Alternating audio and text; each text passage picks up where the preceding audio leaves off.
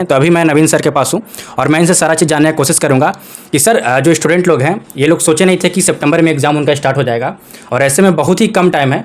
तो 1 महीना के करीब में टाइम है, 30 से 40 दिन टाइम है। तो ऐसे में स्टूडेंट लोग कैसे तैयारी करें, कैसे पढ़ें तो उनका सिलेक्शन हो जाए, ये रिटन क्वालिफाई कर जाए। जो स्टूडेंट रिटर्न के लिए सीरियस हैं और वो फिजिकल एक्टिविटी भी उनका कंटिन्यू है।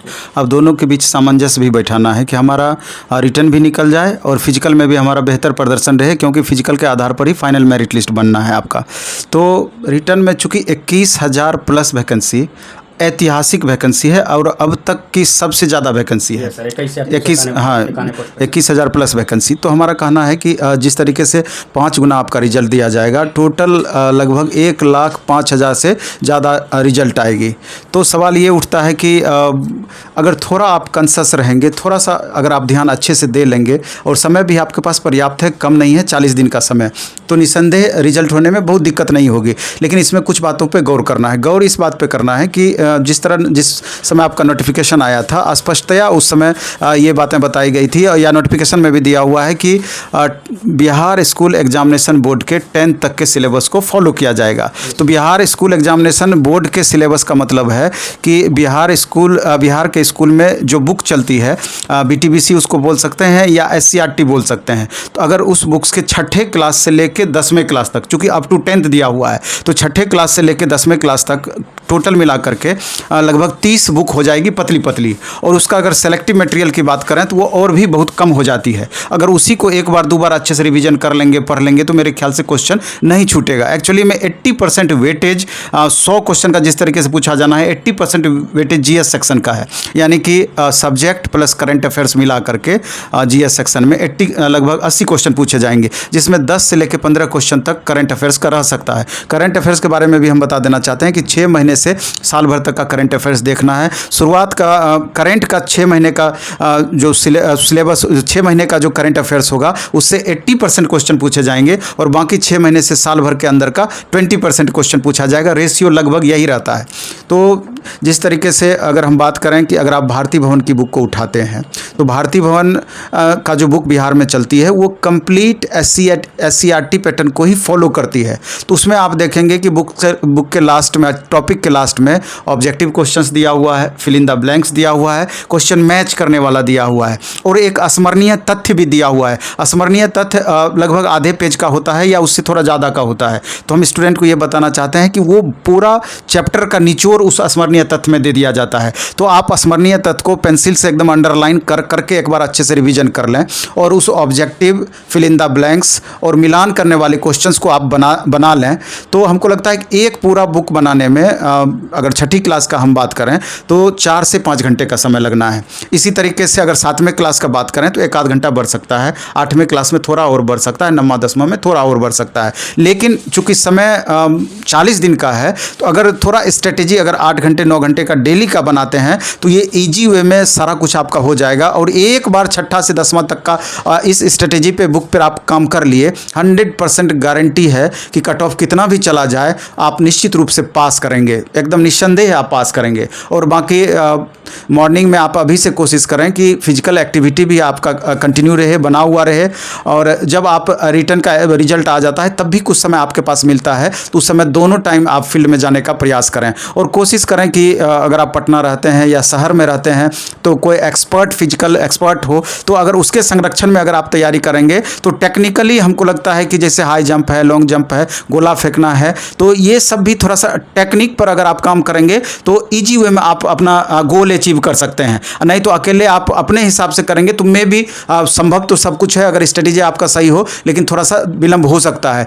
तो इसलिए जितनी भी तैयारी का प्रोसेस बताए हैं, चाहे रिटर्न हो या फिजिकल हो, एक बेहतर स्ट्रेटेजी अगर आपका रहेगा तो मेरे ख्याल से बहुत परेशानी नहीं होगी। और आप के मन में एक सवाल और उपज रहा होगा, जो कि लगभग हर बिहार पुलिस का जब भी हम वीडियो बनाते हैं, इंटरव्यू देते हैं, तो सबसे पहला सवाल होता है कि एग्जामिनेशन में एग्जाम कितनी % संभावना है कि एग्जाम फेयर तरीके से होगा। बिहार पुलिस के संदर्भ में हमेशा ये क्वेश्चन आता है। लेकिन उसका भी हम बता देना चाहते हैं कि चूंकि 21,000 प्लस वैकेंसी है, और एक उदाहरण हमेशा हम देते हैं कि जिस तरीके से BPSC की अगर हम बात करें, आप देखेंगे कि हाल के दिनों में BPSC बीपीएससी में कितना ज़्यादा बदलाव हुआ है। और अभी कोई भी नहीं कह सकता है कि बीपीएससी में भ्रष्टाचार वाली बातें। तो जब एक जो अभी बीपीएससी चेयरमैन है अतुल प्रसाद, एक आदमी पूरा सिस्टम को दुरुस्त कर दिए। अभी भी जो आपका बिहार पुलिस का कंडक्टिंग एजेंसी है, तो वहाँ पर भी नए चेयरमैन आए हैं और उम्मीद करते हैं कि उनका भी परफॉर्मेंस तुलनात्मक रूप से वो मेंटेन करने का कोशिश करेंगे। और इधर उधर कुछ होता भी है तो आप ये मान करके चलें, बिहार का ही एग्जाम है, 10% इधर उधर होता भी है तो 18,000 19,000 सीट पर हम निश्चित रूप से फाइट करेंगे। ऐसा नहीं कभी देखा गया है कि 50% से ज़्यादा सीट गड़बड़ हो गया है। तो अगर 2-3 हज़ार सीट हम कम ही आँक करके चलें और 10-20% अपने मेहनत को ही हम बढ़ा दें तो इससे बहुत ज़्यादा निगेटिव फर्क नहीं पड़ेगा। इसलिए पॉजिटिव दिमाग से, पॉजिटिव एटीट्यूड के साथ हमको लगातार मेहनत करना है। और कितने भी बच्चे हैं उससे मतलब नहीं है, हमको एक सीट से उसमें मतलब है और एक सीट के लिए हमको रिजल्ट ले करके रहना है। ऐसा प्रण करके निसंदेह चलना चाहिए सारे छात्रों को। सर, स्टूडेंट लोग के अंदर एक हमेशा डाउट रहता है कट ऑफ को लेकर सर, कि कट ऑफ का इस बार क्या संभावना है, पिछले बार के मुताबिक इस बार कट ऑफ ज़्यादा रहेंगे और कौन सा टॉपिक है सर इतने कम टाइम में, जितना अभी इतना ज़्यादा दिन बचा हुआ नहीं है, तो कौन सा ऐसे खास टॉपिक है जिस पे हम ज़्यादा फोकस करें जिससे मेरा एग्जाम में बेहतर हो सके सर? हम सेलेक्टिव टॉपिक की बात बिल्कुल नहीं करेंगे। सेलेक्टिव टॉपिक की बात तब होती जब 1 सप्ताह 10 दिन का समय बचा हुआ रहता। अभी 40 दिन का समय है और एक मार्क्स ऐड करके ही आप मैक्सिमम तक पहुंच सकते हैं। इसलिए एकदम अभी दिमाग में ख्याल नहीं इस बात का बैठाना है कि हम एकदम सेलेक्टिव टॉपिक पढ़ के करना है। अभी आप पूरा सिलेबस इंक्लूडिंग आप मैथ भी पढ़ें, हिंदी इंग्लिश भी पढ़ें, जो कि 20 मार्क्स में ये तीनों पेपर से आपके क्वेश्चंस रहें, आप भी रहेगा, आपके पास टाइम है। इसलिए प्रैक्टिस साथ में अधिक से अधिक करें, रिविजन करें और जो सेट आप बनाएं उस सेट का डिस्कशन आप जरूर करें। जो क्वेश्चन आपसे गलत होता है उसको आप चिन्हित जरूर करें कि लास्ट मोमेंट में अधिक से अधिक रिवीजन करके अपने परफॉर्मेंस को निसंदेह बेहतर कर पाएंगे। तो ये छोटी छोटी स्ट्रेटेजी रहेगी तो किसी भी छात्रों को एकदम परेशानी नहीं होगी और किस तरीके से आपका परफॉर्मेंस बहुत बेहतर होता चला जाएगा ये आपको भी पता नहीं चलेगा और निश्चित रूप से आप डिजर्व करेंगे रिजल्ट के लिए।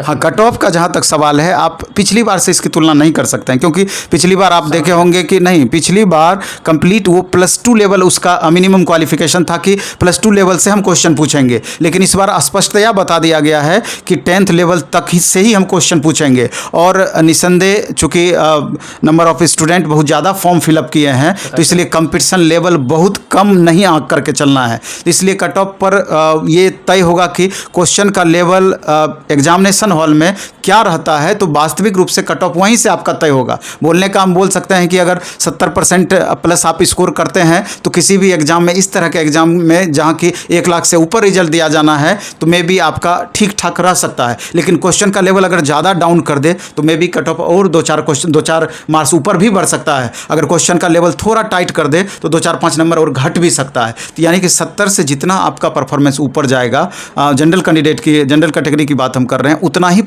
रिजल्ट होने की संभावनाएं बढ़ेगी और जितना ही कम स्कोर होगा रिजल्ट की संभावनाएं घटते चली जाएगी। मे भी थोड़ा क्वेश्चन अगर आपको टाइट दे दे तो 60-65 पर भी रिजल्ट हो सकता है।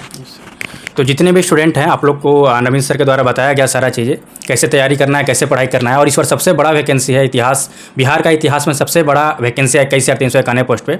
तो सारा डाउट आप लोग को क्लियर हो गए होंगे। तो जितने भी स्टूडेंट हैं चैनल को जरूर सब्सक्राइब करके जुड़े रहें और भी जैसे कोई अपडेट्स आएगा, कोई नोटिफिकेशन आता है तो मैं आप लोग के साथ सबसे पहले शेयर कर दूँगा। तो हर एक स्टूडेंट चैनल को सब्सक्राइब करके हमेशा जुड़े रहा करें।